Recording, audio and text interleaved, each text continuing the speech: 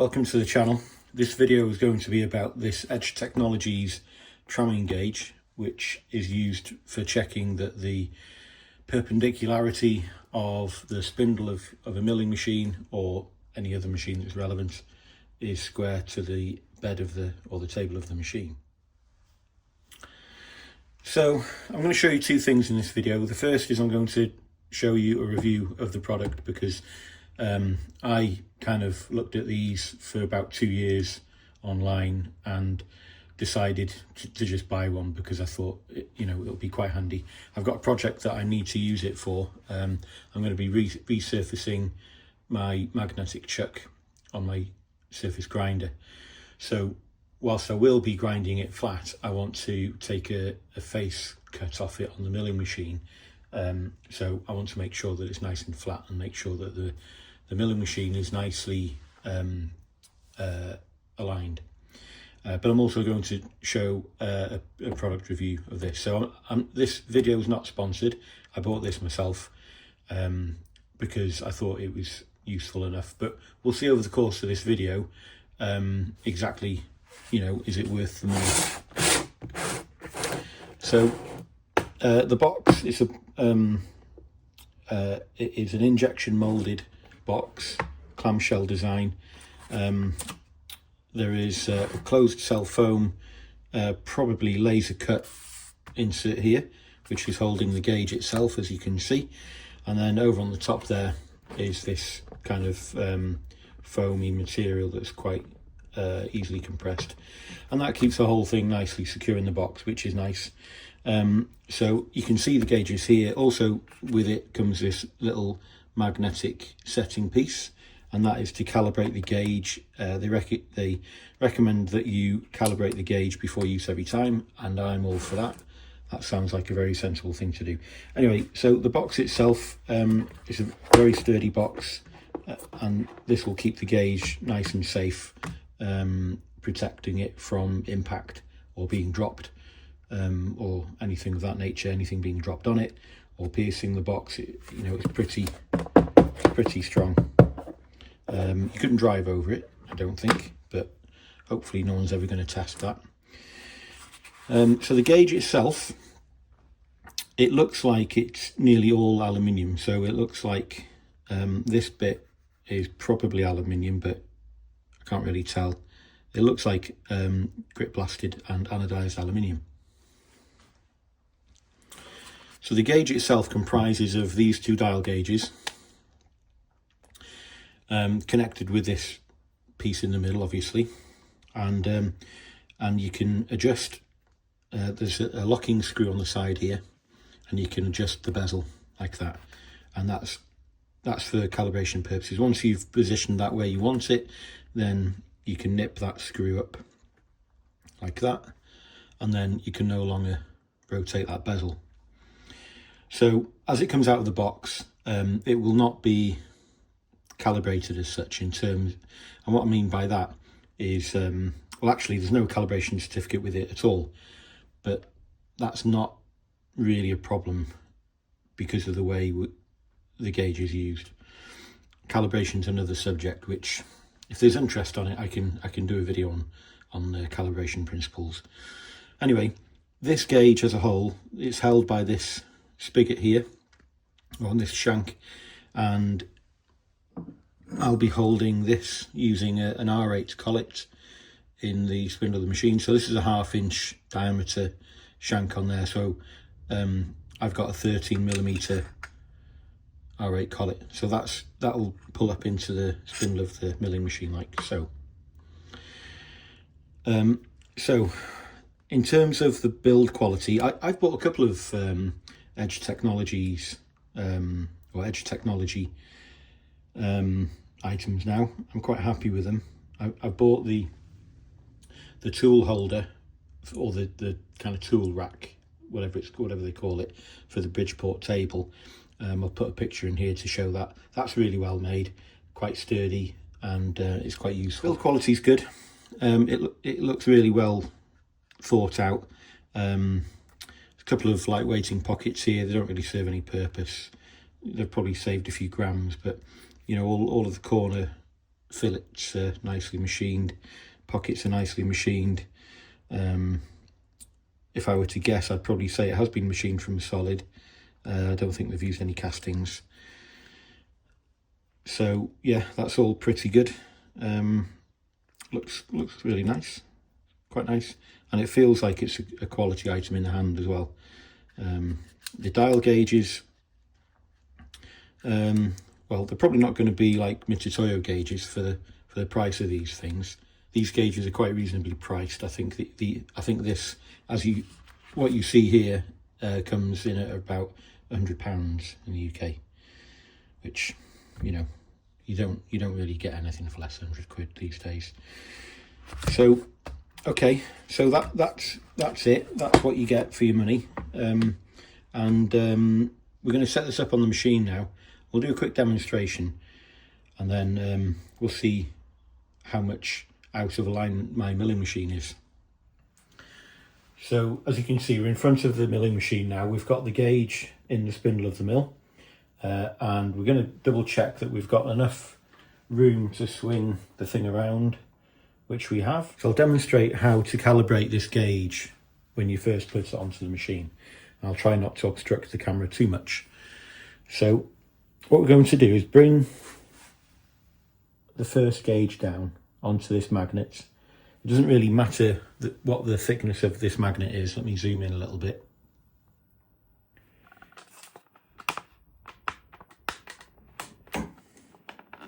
Okay, so the actual dimension doesn't matter about this magnet. The fact that does matter is that it's stationary and it's not moving. It's a fixed reference point. So I'm going to bring the gauge down into contact.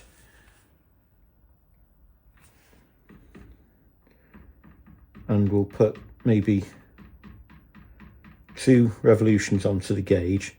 I'm going to just lock the spindle there. The rest of the way I'm going to adjust with the knee of the machine. So I'll just do that momentarily.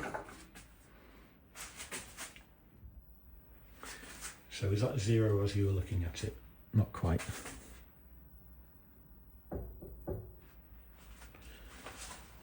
How's that? Not quite. I'm going to dance around the camera a little bit, but okay, so if I get square onto the gauge, that is almost bang on. It's about a line width out. Okay, so that's the reference point, and I'm going to lift this up now, and I'm going to rotate so that the other gauge is in contact, and I will move the camera so that you can see exactly what I'm looking at. Okay, so I've rotated the camera, you can see from this direction now. So you can see that if I adjust the height of the gauge, you can see that, well, you can't actually see the magnet, but you'll have to trust me that it is in contact with it. So I'm going to release this, oops, come back. I'm going to release this locking screw, and then I'm going to adjust the bezel to 0. So around there, is that on 0?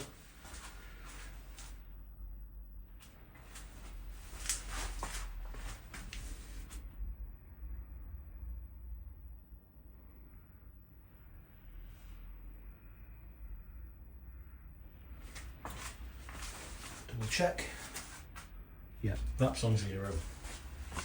Incidentally, the resolution on this gauge is 1/1000th of an inch, so each division is 0.025 millimeters. Okay, so for demonstration purposes, that's how it's done. And if I retract the quill now, and this gauge now is calibrated, and what I'm going to do now is I'll go back to the other orientation. So I'm going to move the camera again, and I'm going to drop the gauge down onto the table of the machine now, and we'll see how well aligned the axis of the head is relative to the table. Okay, so what we're going to do is I'll turn the gauge this way and we're going to see how well the head is aligned this way. So left to right. Let's have a look.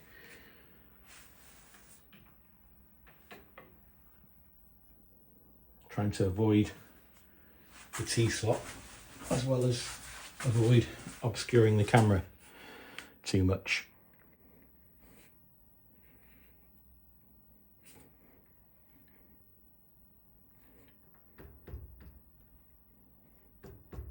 Okay, I'll just wind on with the crank handle on the Z-axis. So straight away we can see a small difference between the two gauges, but I'll bring the left one up to 0 because that's the control gauge. That's the one that I set as the 0. You can see the one on the right, but as I'm looking perpendicular to the left-hand gauge, for me the needle is pretty much bang on 0, and then the needle on the right is about the width of the needle over to the right relative to the 0 line. So what does that mean? Well, it's probably no more than 1/4 of a division, which in this case is going to be about 0.055 microns. So I'm going to live with that. I can't see that that's going to be causing too much of a problem. I do suspect that the other direction is not going to be quite so good.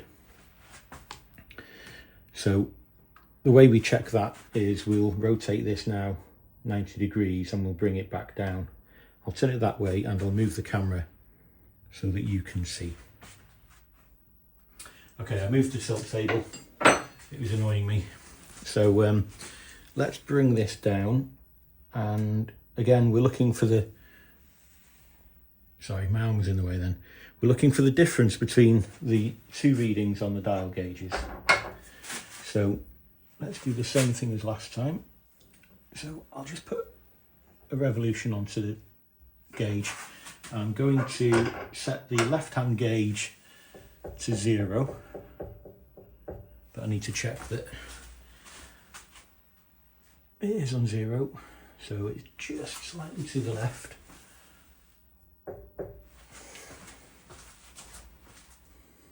Okay, the left gauge is bang on. The right gauge is just under 2 divisions low, or to the left of 0. And what does that mean?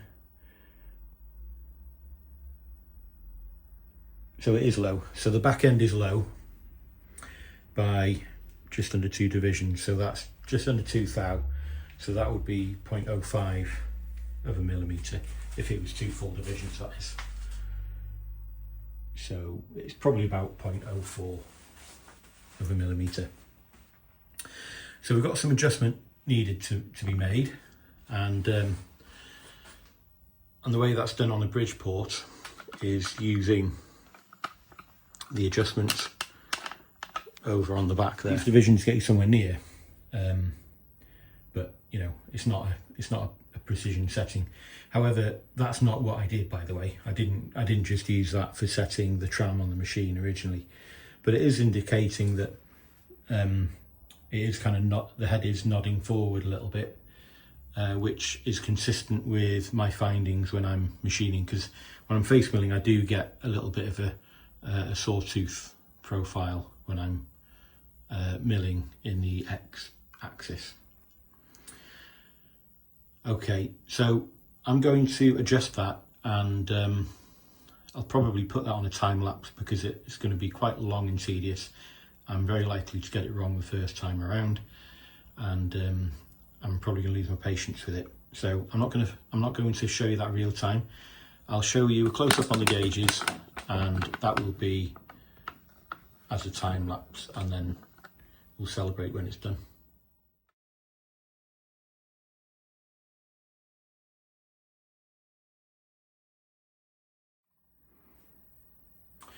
Okay, so that's adjusted. I'm going to show you a close-up, and let me Yeah, I think that's clear enough. Hopefully you can see that both of the dials are pointing to 0 now. It does take a little bit of fiddling around because, you know, when you effectively were adjusting the angle of the head, and that then changes the height of each dial gauge, and they don't adjust, they don't both adjust at the same rate. But that's okay once you figure that out.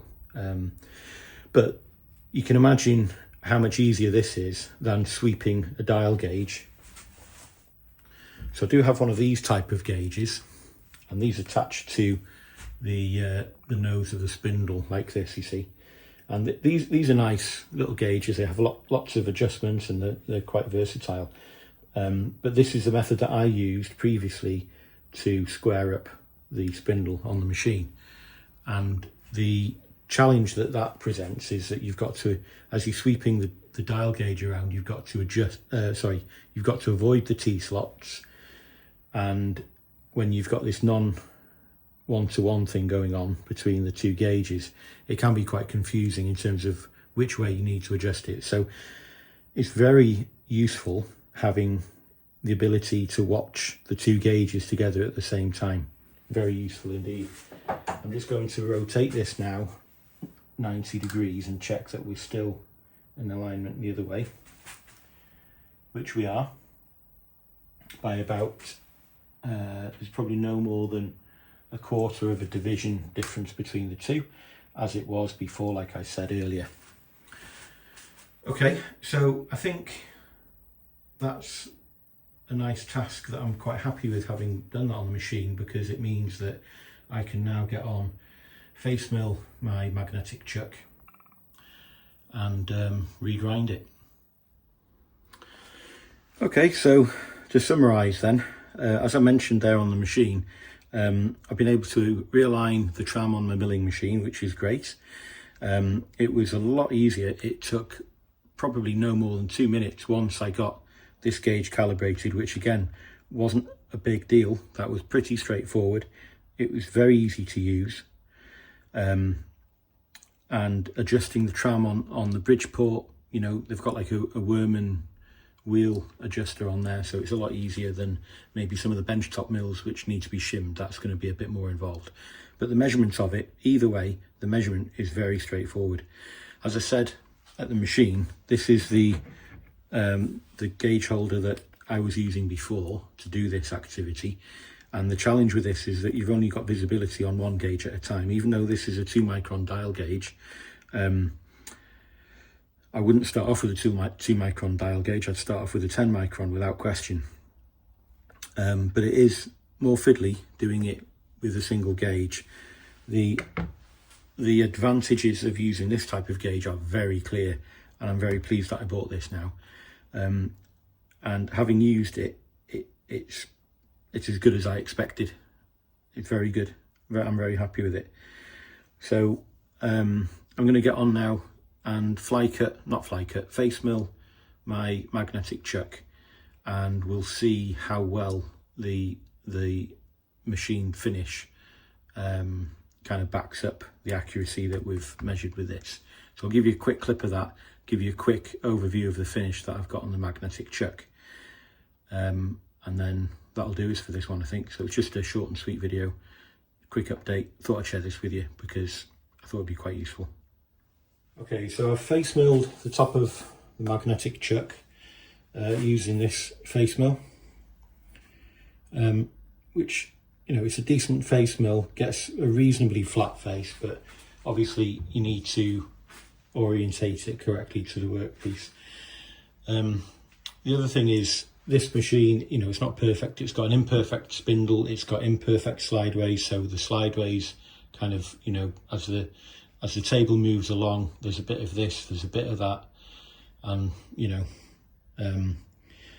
you end up, in reality, the workpiece ends up pitching, yawing and rolling as it goes. There's nothing you can do about that.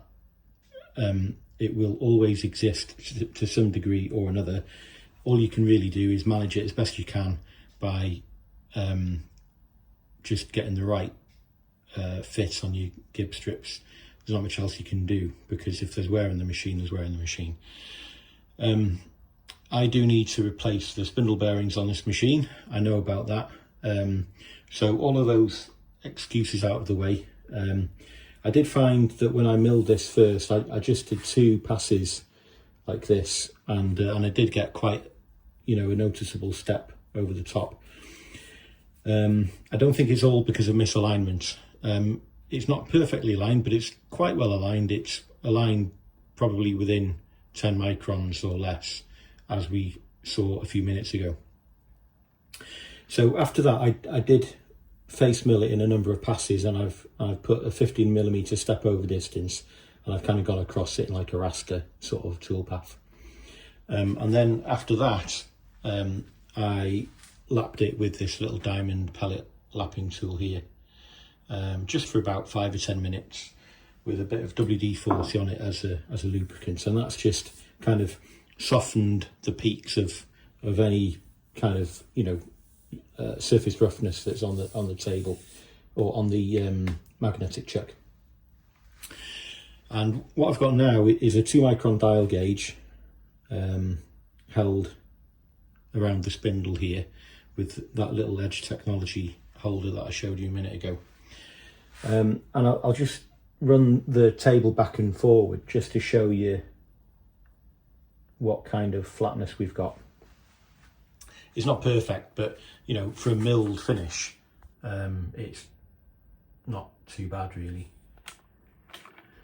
So hopefully you can see the reading on the dial gauge. So I've got the needle on 100 there. Oh, well, I did have. Yeah, so the setup's not the best, see. I could probably improve it if I tightened all of these joints a little bit. Maybe I should do that. But anyway, hopefully it will stay still long enough to illustrate what I'm saying here now. Okay, so that's on 100, and I will just move it slowly backwards. And also, taking into account what I said a minute ago about pitch, yaw and roll, I've positioned this so that I'm measuring the flatness over where the table is most worn, if you see what I mean. So over the middle of the travel is where I have most wear. If I were to bring the table right to the extremity of its travel, it'll tighten up and then it'll start to twist. So I'm trying to do this test by positioning the dial gauge in such a way that the sweep that I take across it now, is over the, like I said, the middle of the table or the middle of the travel. So I'll sweep across the magnetic chuck now. I'm going to bring the table forwards. I'll just zero the gauge. I'll say 0. I'll get the needle onto the 100 mark. Okay, I'm going to, as I said, bring the table forward so it'll look as if I'm dragging the dial gauge backwards.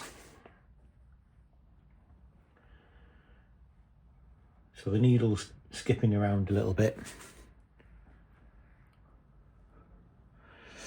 It's skipping around by about 2 divisions, 2 maybe 3 divisions.